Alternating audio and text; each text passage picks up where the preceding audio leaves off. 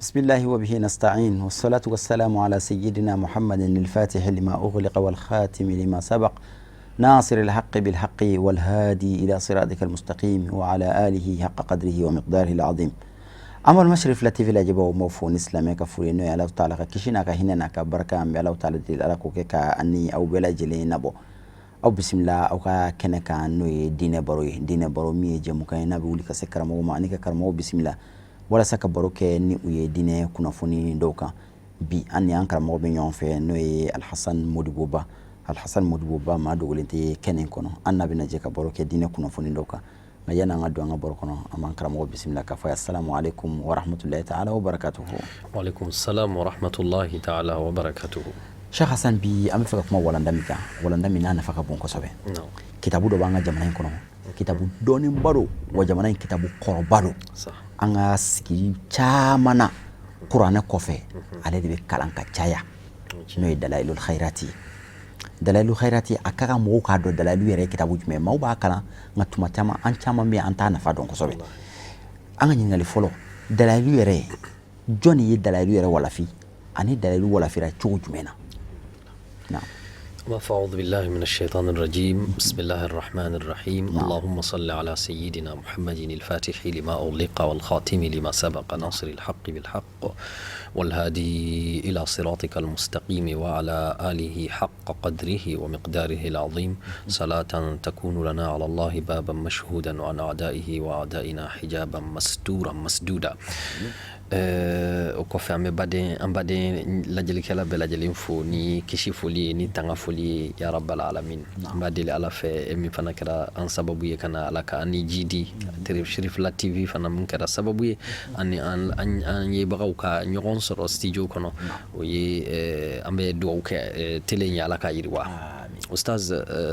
ni ye ɲagali don dɔ ye ne bolo ka da ka kabini ala ka latigɛ kɔnɔ an bɔra arab jamanaw na kana ka ca ala fɛ an ma sigi sɔrɔ sigi min ni a bɛ taa kuma Dalailul Khairati dɔrɔn kan. Donc o ye vraiment o ye nisɔndiya ko ye an bolo. Dalailul Khairat ani maa min b'a bɔ yanni an ka so tɔgɔ ma, dalailu yɛrɛ ye mun ye? Dalailu ye gafe fura de ye, gafe fura min ni a ka laɲini bɛɛ ye ka alakira masali k'o de majamu ko yira mɔgɔw la. Salatu ala nabi, ni ye dalailu yɛrɛ tɔgɔ ta k'a lajɛ a tigi y'a tɔgɔ da de ko Dalailul Khairati wa shawariqul anwari fi salati ala nabiyil mukhtar. Ko hɛrɛw bɛɛ lajɛlen jira cogo a n'a dalu, hɛrɛw bɛɛ lajɛlen kɔnɛgɛw wa nɔɔrɔw bɛɛ lajɛlen poyiyɔrɔw kira masali ka nabi ɲuman min n'a sugantira ala fɛ. Ni yɛrɛ titiri dɔrɔn bɛ mɔgɔ wasa parce que kira maseli ale de bɛ mɔgɔ surunya ala la. Kira maseli bɛ mɔgɔ ka limaniya jidi, kira maseli bɛ mɔgɔbaw bila ɲɔgɔn ye. Wallahi hali waliyu bɛ ɲɔgɔn dan ni ala kira maseli ye sallallahu alaihi wasallam. Donc ka seli ala kira ka sallallahu alaihi wasallam, kitabi minnu nana kana olu kanu do diɲɛ mɔgɔ dusukun na, silamɛw dusukun na, min mashriqiha ila maghribiha, Dalailul Khairati bɛ o la. Donc Dalailul Khairat, Dalailul Khairati yɛrɛ bɛ alakira tɔgɔ 201 na, o min bɛ Dalailul Khairati kɔnɔna na, ko alakira yɛrɛ tɔgɔ dɔ ye Dalailul Khairati ye, ko ale yɛrɛ ye hɛrɛw bɛɛ lajɛlen jiraba ye anw na.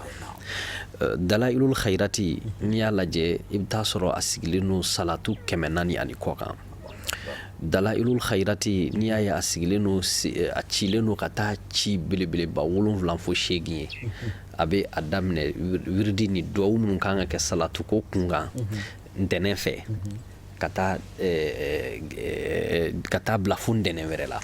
min bɛ mɔgɔw kabako ye. A bɛ ntɛnɛn 2 de présenter, donc kɔrɔ min b'o la an karamɔgɔw y'o fɔ an ɲɛna. An ka laɲini tɛ kɛnɛ in kan k'a fɔ ko dalailu fayida minnu b'a kɔnɔ ani y'a faamuya b'a la karamɔgɔw bɛ fɛn minnu di a kan. An ka laɲini t'o ye, an ka laɲini ka kitabu yɛrɛ de k'a présenter, fɛn minnu bɛ fɔ a la an ka se ka ɲɔgɔn faamuya o la. Dalailu kɔnɔ a kɛlen don ka hadisa 26 ɲuman fara ɲɔgɔn kan kira sallallahu alaihi wasallam ka kira ma sali fusamantiya u ka babu dɔ wala fɛ ko bab faslun fi fadli salati ala nabiyyi sallallahu alaihi wasallam a y'a daminɛ ni iftitahu ye dalayilu bɛ daminɛ ni dalayilu yɛrɛ bɛ dayɛlɛ ni kumakan minnu ye o kumakanw na a bɛ ala majamu ka taa se ala tɔgɔ 99 ma k'a majamu n'o ye ka tila ka ala majamu ka gɛrɛ ka kuruba ɲini ala la ni ala kira tɔgɔ 201 o tɔgɔ 201 min dɔw kɛlen don ka madina misiri kori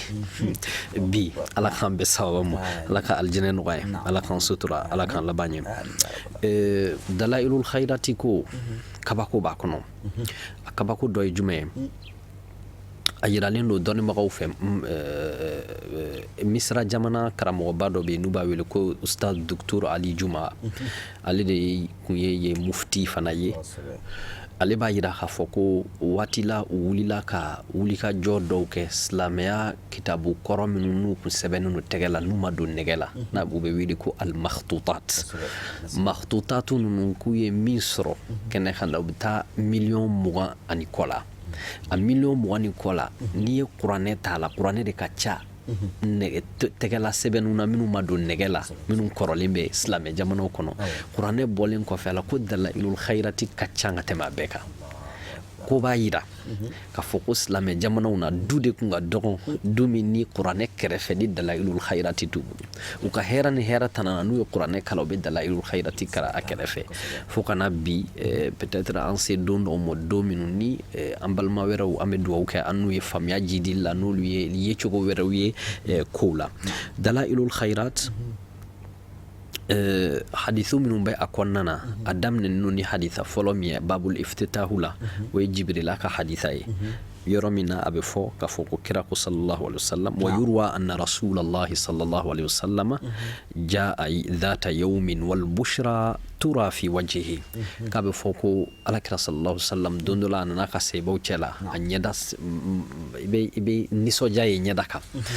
o don k'a fɔ ko jibrila nana mɔ ja ani jibrilu faqala ama tarda ya muhammadu alla yusalliya alayka ahadun illa sallaitu min ummatika illa sallaitu alayhi 10 ko muhammadu i tɛ jɛn n'a ye wa ko ala ko k'a fɔ i ɲɛna mɔgɔ o mɔgɔ mana seli i ka mantɔnw na e kan ko ala yɛrɛ bɛ seli a ka siɲɛ 10 a bɛ daminɛ ni nin de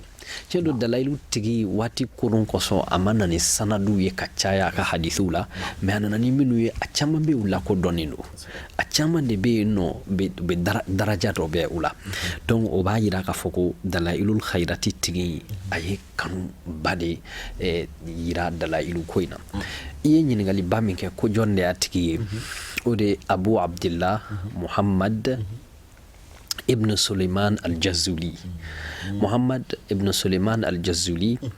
ale de ye dɔnnibaga ba ye dɔnnibaga min ni a tɔgɔ ye kɔbaw tigɛ ka babaw tigɛ alakira ko la sallallahu alaihi wasallam u k'a y'a kɛ cogo min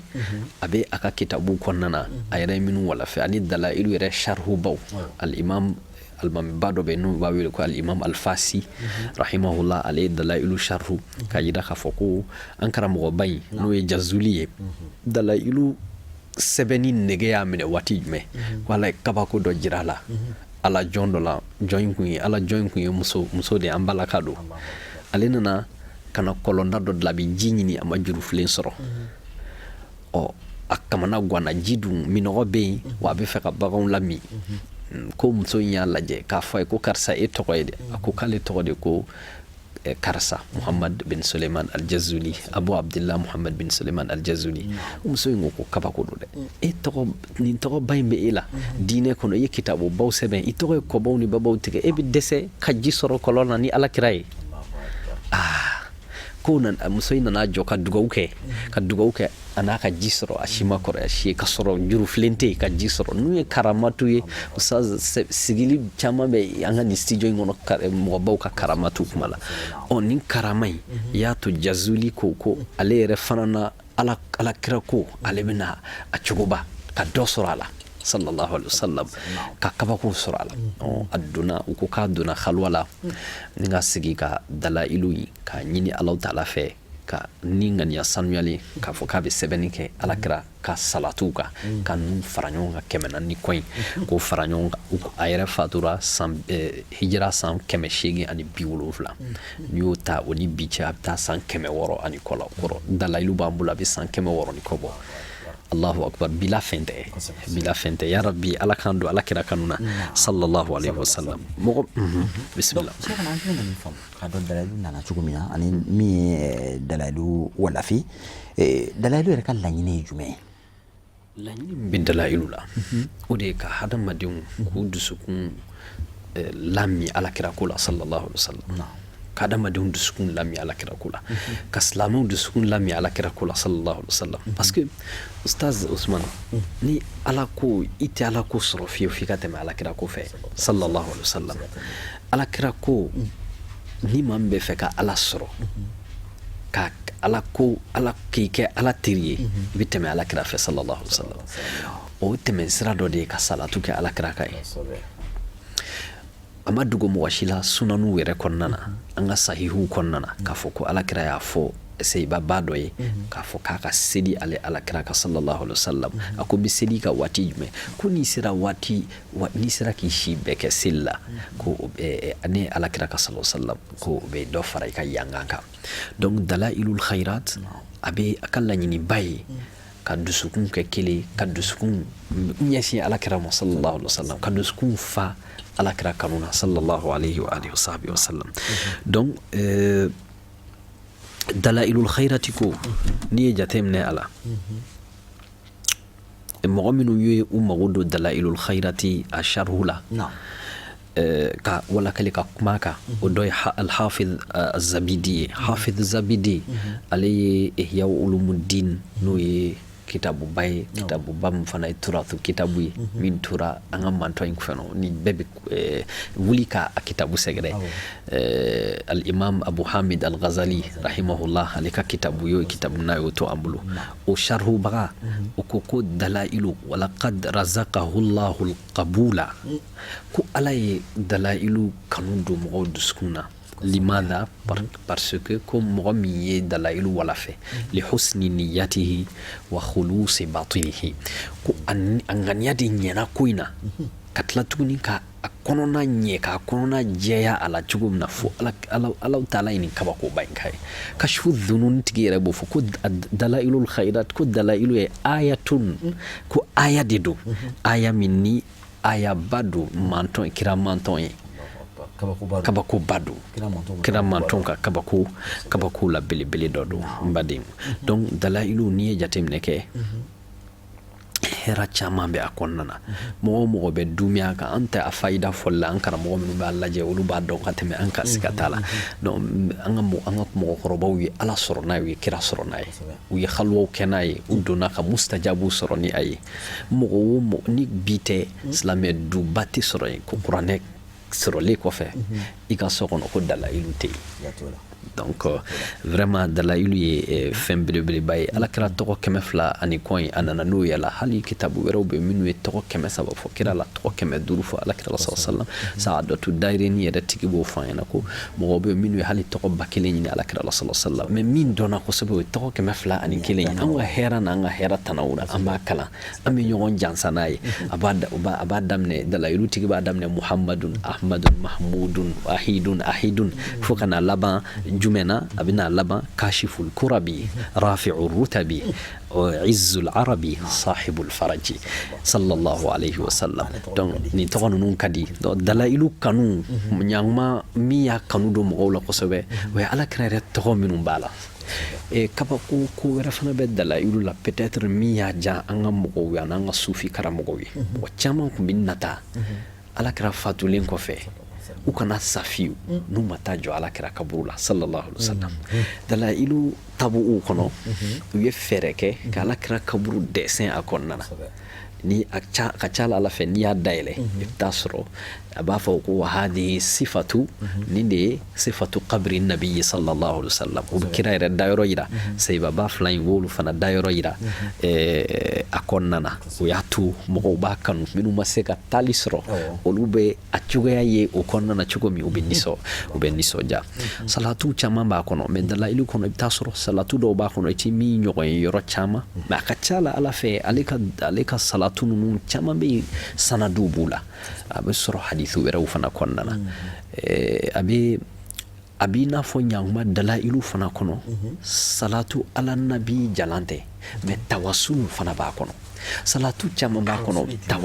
tawasulu kɔrɔ de ye k'i yɛrɛ surunya ala la ni fɛn dɔ ye fɛn sanuman dɔ ye ala kanu fɛn dɔ ye i n'a fɔ kuranɛ ka fɛn dɔ don i ni ala cɛ kuranɛ ala kira yɛrɛ ala yɛrɛ tɔgɔ sanumanw ala jɔnw waliyubaw ko a deli ala fɛ k'a fɔ ko ala a kɛ karisa kosɔn i ka hinɛ na i ka mago to duwawu tawasulu minnu b'a la a bɛ komi o y'a ja an ka sufi mɔgɔw ye kosɛbɛ o y'a to a mina u dusukun na dɔw dɔ bɛ dalailul khairati kɔnɔ n'o y'a ka allahumma ka salatu siga dɔ ye ko allahumma inni as'aluka bi annaka sayyidi wa maliki wa rajai as'aluka bi hurmati shahri al-harami wal baladi al-harami wa qabri nabiyyika alayhi salam an tahaba li min الخير ما لا يعلم علمه إلا أنت وأن تصرف عني من السوء ما لا يعلم علمه إلا أنت كجوكا على ويلك على منغوتو على يدي نكونتجي يدي ني نيماي يدي يا فام يا بالا يدي نيكا كو بلا جلين تلي باي سبلا يدي دالي مساي سيدي ومالكي وثقتي ورجائي نيكا كو بتلي باي ني سمي يروي وإيدي نمر بغاي على أسألك بحرمة الشهر الحرامي والبلد الحرامي وقبر نبيك عليه السلام على نبي ويلي ني كلو lahorma kalo mi wele ni o lahormay ina famel lahorma kalo do la cugum wal baladil haram mi wele ni magan fana lahormay min bi wele ni jumen fana ni kan nabi nyuma kaburu lahormay ni ye fɛn ye fɛn min bi sigi an ka sufila mɔgɔw dusukun na kosɛbɛ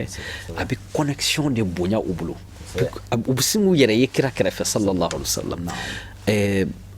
hadisa kɛnɛman bɛ yen nɔ min bɛ sɔrɔ musnad al-imam al-bazzar rahimahullah a b'a fɔ ko al-anbiya'u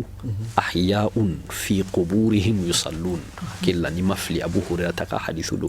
mɔgɔw sɔrɔla minnu ko nin sanadu ka ɲi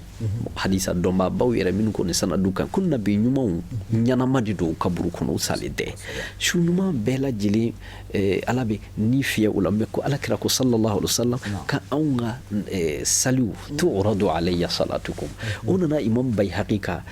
kitabu la kira ka fusamantiyaw n'a ka salatu la o kelen bɛ dalailul khairati kɔnɔna na donc an balima minnu ma dalailul khairati kibariya dɔw faamuya ni u ka aqida ni taabolo ko ye an bɛ ala deli ala ka faamuya de an bɛɛ lajɛlen ma mɛ aqida ashariya nin ani an y'an ka mɔgɔkɔrɔbaw sɔrɔ taasira ɲuman min kan olu ye dalailu kanu ka da nin yɔrɔ in de kan sabula kira mankutu b'a la a bɛ ko n'a b'i sama ka bɔ i ka so kɔnɔ ka taa n'i ye kira kaburu da la sallallahu alaihi wa sallam mun ka di k'o bɔ ka i yɛrɛ sɔrɔ rawda da la ka ala kira ziyara sallallahu alaihi wa sallam a bɛ komi nin ye a sɛkɛrɛba ye sɛkɛrɛ min b'a to mɔgɔw bɛ dalailu kalan k'u a faamuya k'u jigi ka a kɛ tawasulan ye k'a don ni ala subhanahu wa ta'ala cɛ sabula fɛn wɛrɛ t'a kɔnɔ ala kira mankutu siyagu salati ala nabi sallallahu alaihi wa sallam dalailul khairati kanuna kosɛbɛ cɛ dɔ bɛ yen ko u b'a wele ko alhamzawi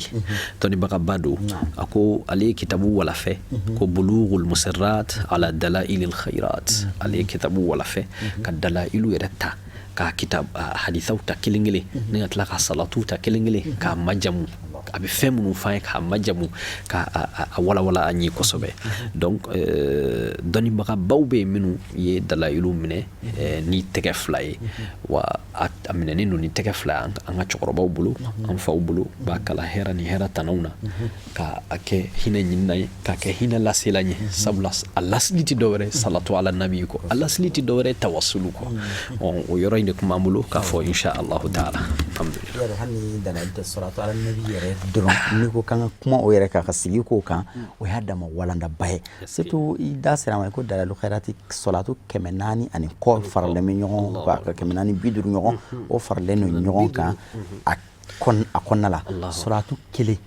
maa si tɛ yen nɔ min bɛ se k'o samatiya dan f'i ye o maa tɛ min bɛ se k'o baraji dan fɔ o 450 faralen ɲɔgɔn kan a 450 fana bɛɛ lajɛlen sɔrɔla cogo min na a salatu kelen o kelen sɛgɛsɛgɛra de y'a karamɔgɔkɛ in fɛ min y'a ta ale fo kɛ k'a halwa don fo ka fɛn dɔ ye a la k'a sigi k'a fara fara ɲɔgɔn kan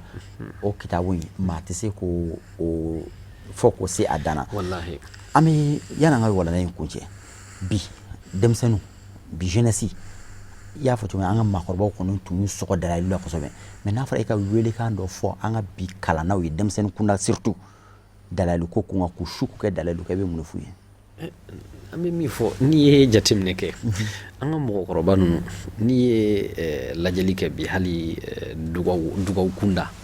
mustajabi min tun b'o da a b'i n'a fɔ mustajabu in hali n'a ma tunun sa mais a caman de bɛ ka taga ka da mun kan parce que u ye sira minnu ta u ye kanu de communication minnu ta ni Alahu Taala ye a kanu ninnu ɲɛna kosɛbɛ anw disirɛ la o hakilina kura dɔw nana minnu bɛ an disirɛ dalayilu kɔnɔ foyi tɛ dalayilu kɔnɔ an ka faamuya fitinin na ko min bɛ se ka Alakira ka taabolo jɛ sallallahu alaihi wasallam a yɛrɛ ko ten dalayilu tigi yɛrɛ ko ten ko ale ye nin kitabu in walafɛ de yaasa a ka se mɔgɔ min bɛ fɛ ka i mago don Alakira ka taasira la li ittiba'an li sunnatihi yaasa ka Alakira ka sunna minɛ sallallahu alaihi wa alihi wasallam n'i ye dalayilu jateminɛ a laban fana na a kɛlen don k'a laban ni kasida dɔw ye i n'a fɔ burda an bɛ burda min kala Alakira kanu na a kɛlen don k'a laban ni salatu dɔw ye salatu minnu ni maaba dɔw mangotora ni olu ye i n'a fɔ Abdusalam i n'a fɔ salatu wɛrɛw minnu ni an b'olu dɔn salat Ahmad al-Badawi rahimahullahu ta'ala u ka salatu ninnu a kɛlen don ka olu sigi donc i bɛ magasin de don Alakira Muhamadu kanu ni salatu ko la dalayilu ye magasin de an bɛ taa ka taa an approvisionner a la donc jeunesse mago de b'a la surtout murden minnu bɛ yen bi an bɛɛ lajɛlen mago bɛ dalayilu la ka dalayilu t'i bolo i man ka taa ala ko hami ɲini fɛn wɛrɛ la ala ko tanana ka dalayilu t'an bolo an ka mɔgɔkɔrɔbaw sigira dalayilu kan an faw sigira a kan an mɔkɛw sigira a kan an ka diinɛ in muribaw sigira a kan ka dalayilu t'i bolo da bɛɛ kan ka se ka yɛlɛ i ye ya rabbi ala ka daw yɛlɛ an ye n'a ye o de la dalayilu kɔnɔna na salatu dɔ b'a la ko allahumma salli ala sayyidina muhammadin ha'ir rahmati wa mimil mulki wa dali dawami sayyidil kamilil fatihil khatim fo ka taa salatu in labana kaba ko do k'i ka se ala ma ɲini fɛ i ka se Alakira ha'ir rahma ha min bɛ rahmatu kɔnɔ n'o ye hinɛ ye k'i k'o sali kɛ Alakira kan wa mimil mulk o kuma masaya yɛrɛ fana ni diɲɛna kɔnɔ masaya ko o nɔnaya min bɛ yen ko seli kɛ Alakira kan wa dali dawam o kuma na dalu dawam n'o ye dumɛ seli i k'o kɛ Alakira kan ni mɔgɔ min ye nin dɔn k'a fɔ ko sirru min lahala minnu b'a la i ma alhamdulillah ala k'an fara ala jɔn sanumaw kan dalayilu kuma tɛ se ka fɔ ka ban minnu b'a dɔn olu de kan ka na sigi